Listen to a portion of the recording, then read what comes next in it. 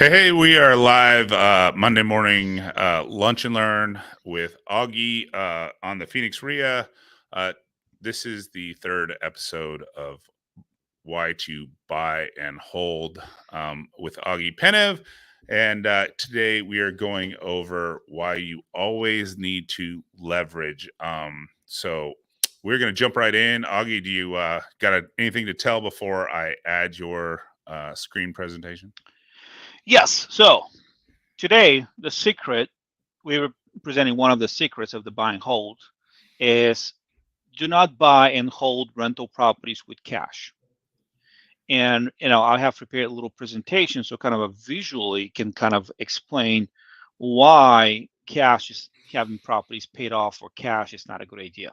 So Right. even if you have a lot of equity in your homes or you have paid off properties, this presentation, this lunch learn is for you, not just for the future properties that you're going to buy, but if you have paid off properties or almost paid off with a lot of equity, you're losing money. So Yeah. you'll see why. Learn to leverage. And so let's jump in. I'm going to share his PowerPoint and we'll jump in from here. Yeah. All right. So guys, secret of buy and hold rental properties: do not buy and hold with cash. And I want to show you examples of why you should not do that. Because when we buy and hold investment properties, our goal is to maximize our return on the investment, get the biggest ROI. So let me show you what I have in mind when I say do not buy and hold with cash. So, all right, Chris, let's me and you as an example. Okay. So me and Chris, we have $100,000 in cash, and our goal is to invest this $100,000 in real estate so we can make the most money possible. So Chris decides to buy one property cash and rent the property because he wants to have a lot of rental income. And what I do is I decide to split the $100,000 cash as a down payment between four properties. I put 25% down payment, Yep. which is 25,000 each, and the rest of the money I borrow from the bank. So I pay mortgage, interest. So I put 25,000, and I'm able to buy and finance four properties. Chris rents his property for $1,000. I rent my property for $1,000. However, I have to pay mortgage and interest and all that. So I cash flow only 250 per property. But when you collect them all four, I make the same cash flow as Chris. I make a cash flow of $1,000 a month, and Chris makes a cash of $1,000. We both equal on the cash flow. Right. But so let's say I borrowed from the bank on a fixed interest rate for 30 years. And let's say 30 years go by, and for example, in 30 years, the property's value doubles. So Yep. let's see what happens now. Chris's property that he bought for 100,000 cash doubled and became 200,000. And my four properties that initially I bought, each one worth 100,000, that was 400,000 of total portfolio, also doubled in value, and now they're worth 800,000. And Yep. during the 30 years I owned the properties, the tenants paid rent, which paid my mortgage. Right. So you see how we both, me and Chris, started with exactly the same cash. He had 100,000, I had 100,000, but I leveraged the bank's money. I spread the risk between four properties, and I shared the risk with the bank. And then I made four times more money than Chris. And we both started with exactly the same cash. I think I got a little FOMO. FOMO. I missed out. Fear of missing out. Fear of missing out. So, guys, the trick, not the trick, the secret of getting rich with rental properties is borrowing money. Leverage. Leverage or OPM, other Yep. people's money. And other people's would mean banks also. So we have to borrow money so we can increase our return on investment and reduce the risk, spread the risk between multiple properties, and share the risk with the people or the banks that give us financing. So, for example, in the Arizona, if you buy a property and for some reason you cannot pay the loan back to the bank, the only thing the bank can do is take the property back. They cannot sue you for any damages or any losses. So that's the law in Arizona.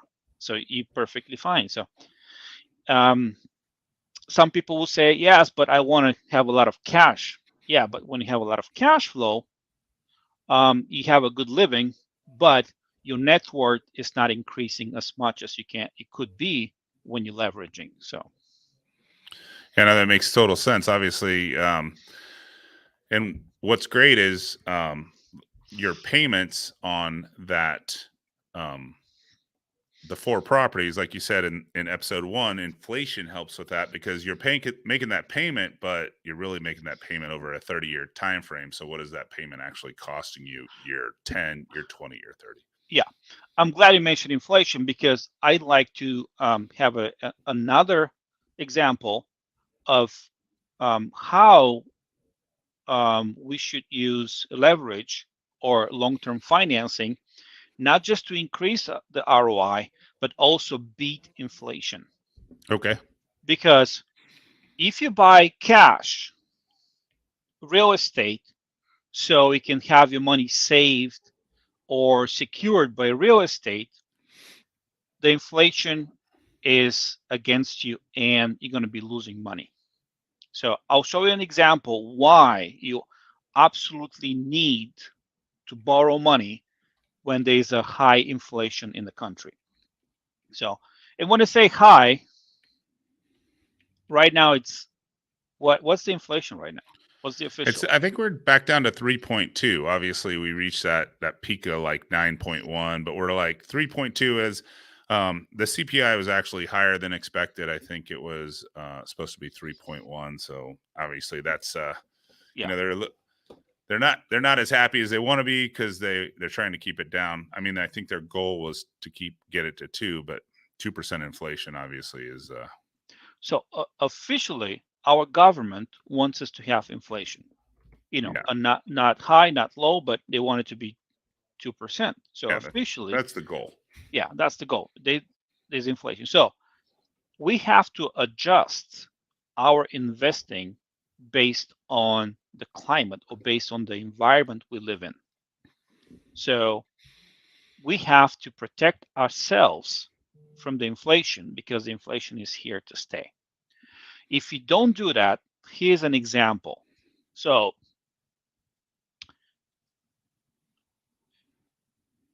little busy screen, but let's start having this example.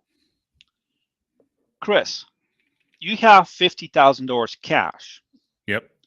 And your kid it's not grown up yet for college, but you know that you want to send your kid to college.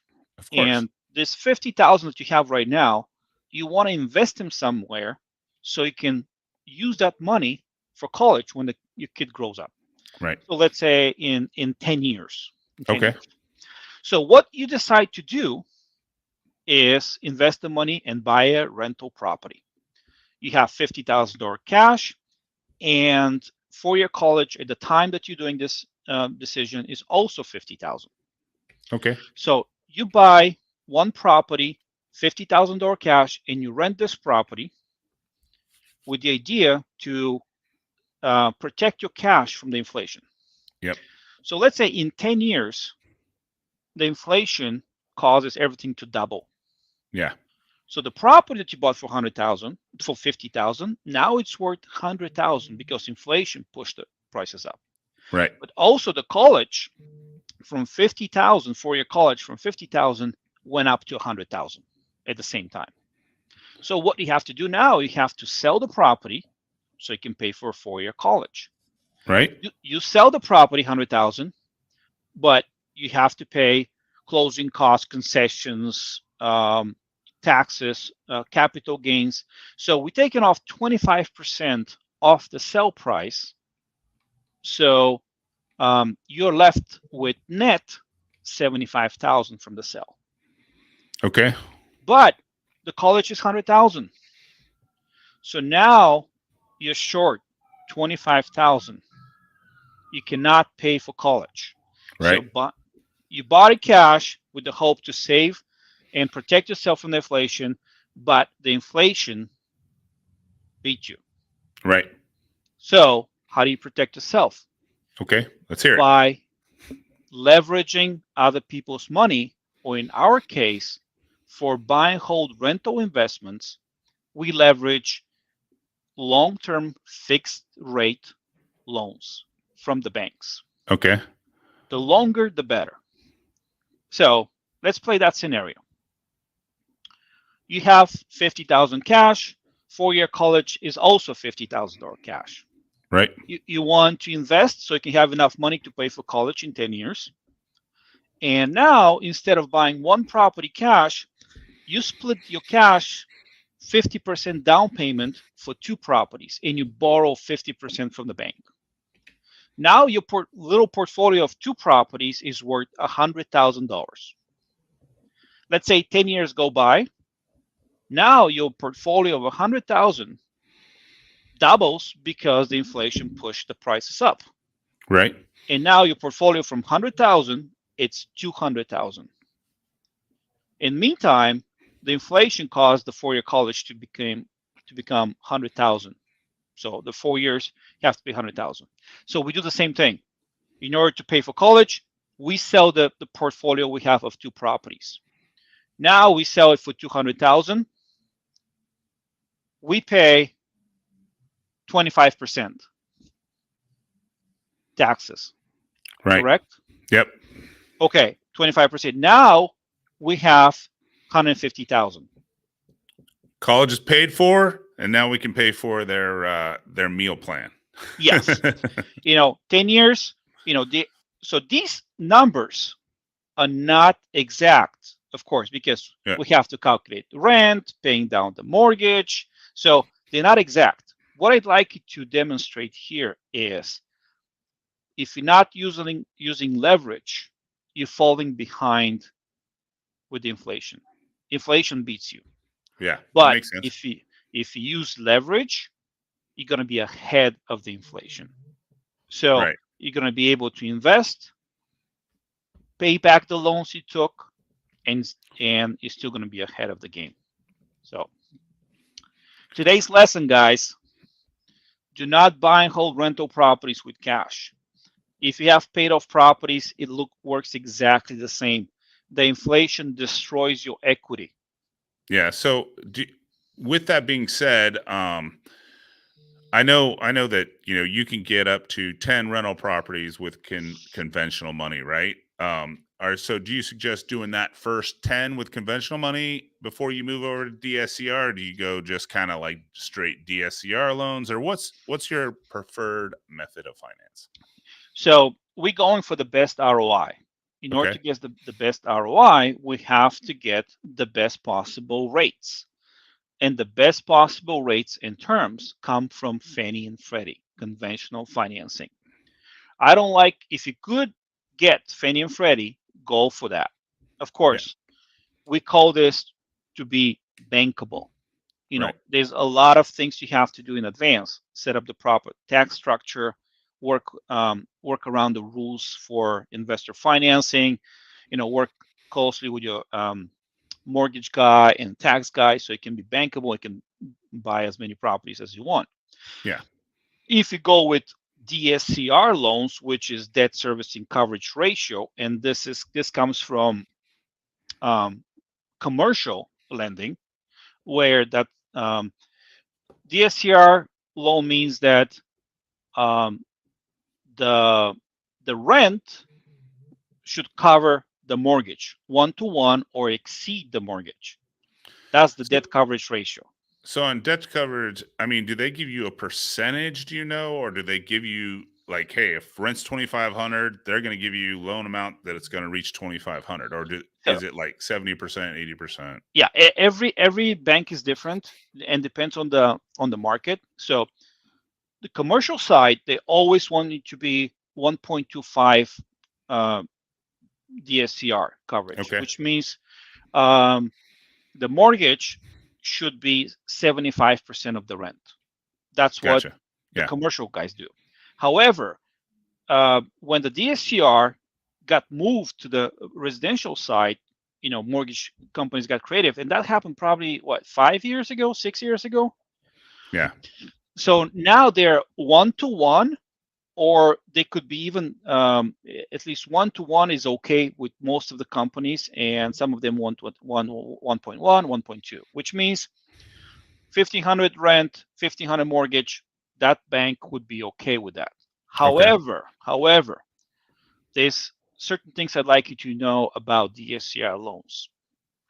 First one, DSCR loan is more expensive. Expect to have at least 1 point higher on the rate, and probably a lot of points, initial points, when you're getting the mortgage to So, cost of borrowing. so upfront fee, initial origination fee. I mean, a lot of loan officers, when you're doing the conventional, they'll get rid of the fee, so they're generally jacking the point up like a quarter point, or something like that, Mm-hmm. to cover that origination. Um, so you're still talking about paying a point higher than the conventional and still having to come in with like a 1 point origination. It could be, Yeah. yes. It just treated as a commercial loan for residential properties. And commercial, it doesn't. They, it's a wild west. There's no rules over there. You know, Yeah. the strongest survive. That's it.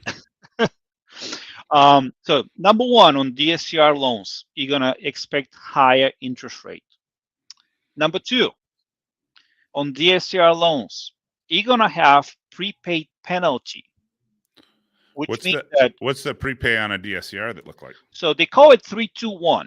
Okay. So the mortgage company wants you to keep the loan with them for 3 years. If you sell the property or refinance the property in the first year, you pay 3% penalty. If you sell it on the second or refinance on the second year, you pay 2%. If you sell it on the third year, then you pay 1%. The longer you keep the property with that particular mortgage company, the less prepaid penalty you have. Okay. So Yeah. be prepared for that. To get mortgage now with DSCR loan, because it's easy, and hoping to refinance it 6 months, a year later, just be prepared for prepaid penalty. Okay. Yeah. So you're only doing this if you're looking for, at least a minimum of 3 to 5 year investment, right? You do DSCR loans if you cannot get Fannie and Freddie. Okay. That's only time. That's only time. So Because there's a number three here, and also very important. DSCR loans are personally guaranteed from you. It's not like Fannie and Freddie regular deed of trust in Arizona, when the bank forecloses, takes the property, and they don't go after you.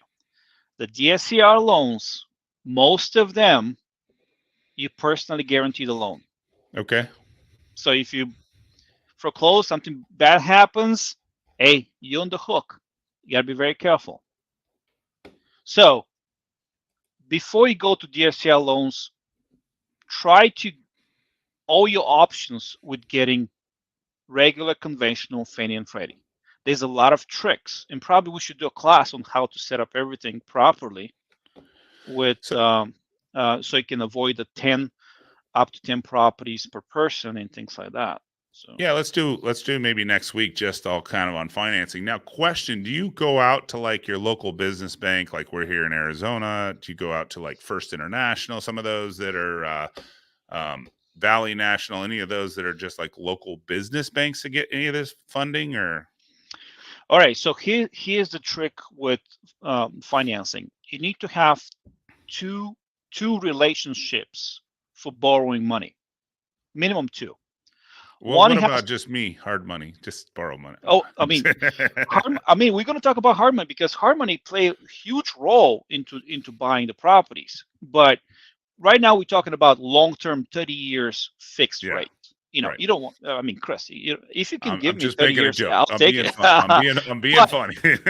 we'll talk about the burn on steroids, where you absolutely need to have someone like Chris so he can leverage his money to buy more properties. But here's the point: when when you're looking for financing, and it doesn't matter how much cash you have, if you're in the buy and hold game, you're gonna have to work with the banks. You have absolutely no choice. I don't care how much cash you have. You're gonna work with the banks. So you need to have one relationship, and I'm telling you, just one relationship with an experienced regular mortgage guy that understands how to do um, loans for investors and how to read self-employment Okay, tax returns. So that's one mortgage guy regular that does Fannie and Freddie investment loans. Besides that, you need to have a relationship with one local commercial bank, because Fannie and Freddie, they give you they like to give you only up to 10 properties per person, yep, because after 10 they don't like you, they don't want to give you any more loans. Once you get from 1 to 10, what you do is you go to a local commercial bank and tell them, hey, I have 10 loans. I'd like to package these loans into a commercial loan. So they refinance it from Fannie and Freddie, or Freddie, whichever, and they put it on their portfolio loan as a one big commercial loan, 10 properties. Of yep. course, you can sell one, add more, and things like that. But here's the main thing. Once you move these 10 properties away from Fannie and Freddie, from your personal credit, and put it on the commercial loan, your credit is free. There's no more 10 loans on you personally, so you can borrow another 10 properties with Fannie and Freddie on a long-term low interest rate. Gotcha. And when you have your package 10 properties, then you can borrow against it, lines of credit and things like that. But why I'm saying you have to have a relationship with a commercial bank, because when we go to commercial bank and we want to borrow money, commercial banks don't look at your credit. They don't care about your credit. What they care about is your personal net worth. They care about your personal experience, how much experience you have, in the business you do, Yep. and they look at their relationship. How well do they know you? How much deposits do you have in their bank? How much business you've done over the years? So you start cultivating this relationship now, because you might need them, or not might. You're gonna You're need gonna these need them. banks. Yeah. You're gonna need them eventually. So I with my commercial banker, I have maybe 7 years relationship now, and I started talking to him and financing when I had few properties, and now I just start moving revolving line of credits and things with them. So it depends. But So what's the Fannie Freddie interest rate versus like the commercial interest rate? Similar, different? How does that look like? um, 0.75 to 1, which is at the moment we're looking at 7.25 for investment, which means DSCR will be 8.25, 8.5. Okay. So that's what you're looking at, Gotcha. probably. Okay. Yeah, but I think in the next few months things will be getting way better. Bond Yeah. market is improving, so Yeah, it's kind of bouncing around 4. Dipped a little lower, dipped a little higher, but it's just still kind of sticking around 4. So hopefully it kind of comes down. But cool. Well, thanks for jumping on. We'll do financing next. We'll kind of dig and show them examples on like how to set that up. Is that what we're going to do next week, or what do you yeah, think? I'll put some tips on what to avoid when you're going to be buying a investment property, because a lot of investors do not prepare and Yeah. they get denied. So we just have to play the game and Yeah. trick the banks. Good tip is, hey, if you're gonna start doing buy and holds, get it set up before. Go create your Yeah. relationship before you do it. I'm a hard money lender. You don't know how not many people went and bought the asset, and then they need to refinance the hard money guy, and you know there was a ding on their credit or something like that, and they should have just had that conversation first Yep. versus buying the asset and then trying to figure it out. So, Yep. Now is the time. Now is yep. the time. Get ready. Cool. Well, thanks for jumping on, Augie. We appreciate it. Hey, Phoenix REIA, thanks for jumping on the lunch and learn. And we will see you next week. All right. See you guys. See ya.